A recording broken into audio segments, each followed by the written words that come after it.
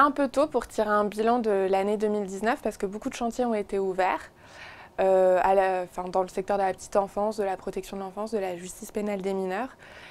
Et ces chantiers ne sont pas encore clos. Donc un bilan, c'est un peu tôt.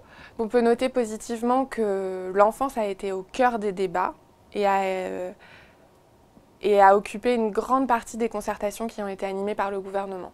Donc sur le champ de la protection de l'enfance, il y a un secrétaire d'État qui a été nommé, qui est rattaché à Agnès Buzyn sur le champ de la protection de l'enfance, qui a ouvert en mars dernier un pacte pour l'enfance. Donc c'est en 3 axes.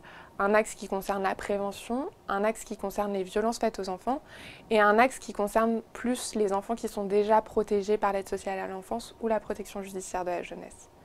Sur le champ de la petite enfance, il y a aussi une concertation qui s'est ouverte pour réviser le cadre normatif qui s'applique aux établissements d'accueil du jeune enfant. 3e chantier, comme je l'évoquais au début, la justice pénale des mineurs. Donc l'idée est de publier prochainement un code de justice pénale applicable aux mineurs.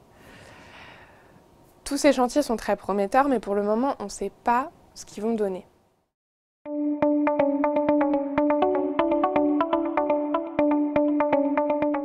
« 2019, c'est l'année des 30 ans de la Convention des droits de l'enfant. Donc, 2019 devrait être placé sous le signe des droits de l'enfant. Et ça, on ne le sait pas encore. Mais ce qu'on peut noter, c'est un progrès s'agissant de la participation des enfants, puisqu'ils ont été associés à la plupart des concertations et ils ont vraiment été au cœur des échanges en tant qu'acteurs même de ces échanges-là. Autre avancée en matière de lutte contre les violences faites aux enfants.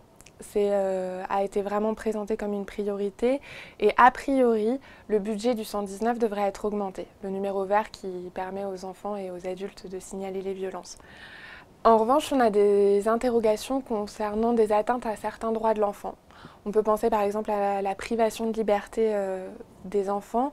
Aujourd'hui en France, un mineur peut risquer 30 ans d'enfermement avec la possibilité qui est laissée au juge d'écarter l'excuse de minorité et de nombreux enfants sont privés de leur liberté en rétention administrative.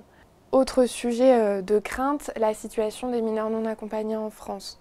Depuis le décret du 30 janvier 2019, les personnes qui se présentent comme mineurs non accompagnés demandant de protection peuvent faire l'objet d'un fichage. Donc on craint une fragmentation des dispositifs de protection de l'enfance en fonction des publics. Et tant que les droits de l'enfant ne seront pas garantis de la même façon pour tous les enfants sur l'ensemble du territoire, l'année 2019 ne pourra pas réellement être une année d'avancée des droits de l'enfant.